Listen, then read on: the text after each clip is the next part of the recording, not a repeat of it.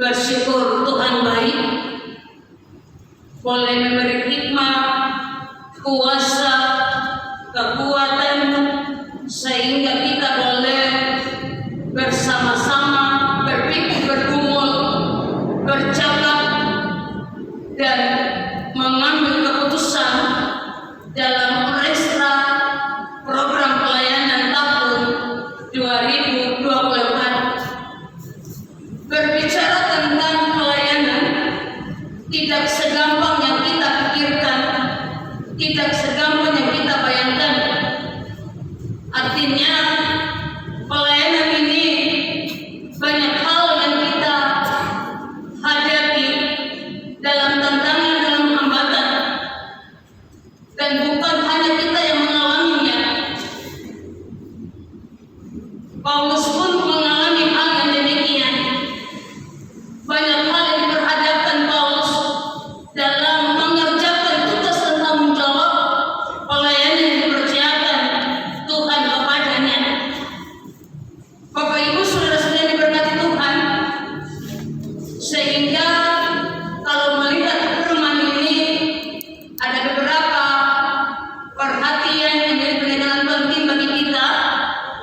Bagaimana Rasul Paulus bersama teman-temannya dalam pelayanan, walaupun banyak tantangan yang diperhadapkan, tetap semangat, adanya kerjasama yang baik, saling menopang, saling mendukung, saling menghargai, menghormati.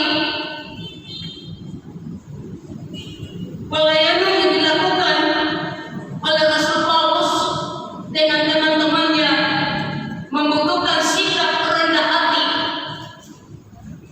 saling baku dengar, setia, taat, dan lebih utama adalah takut akan Tuhan.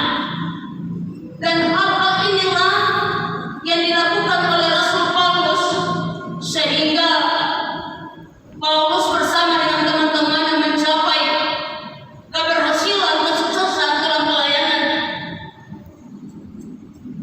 Rasul Paulus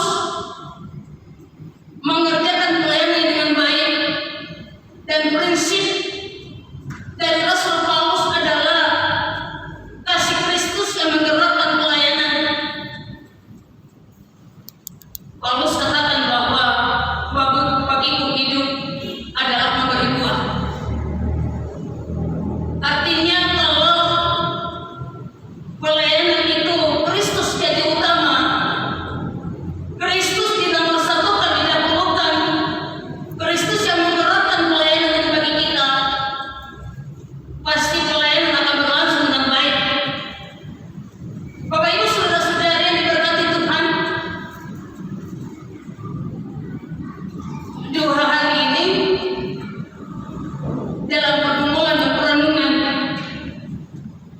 untuk mendapatkan hasil program pelayanan tahun 2024, jadikan Yesus Kristus yang menggerakkan semua pelayanan, mulai terarah dalam kedewasaan iman, sehingga menjadi jemaat yang mandiri misioner demi mewujudkan keadilan, kedamaian, kesejahteraan, agar tercipta kebersamaan, kesehatan, menjadi pujian dan hormat bagi nama Tuhan.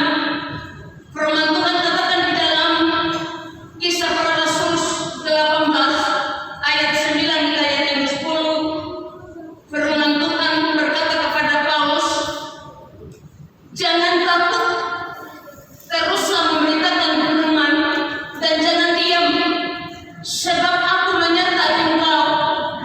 Tidak ada seorang pun yang akan menjamah dan menganiayai engkau. Teruslah dalam pekerjaan pelayanan kita. Jangan khawatir, jangan takut.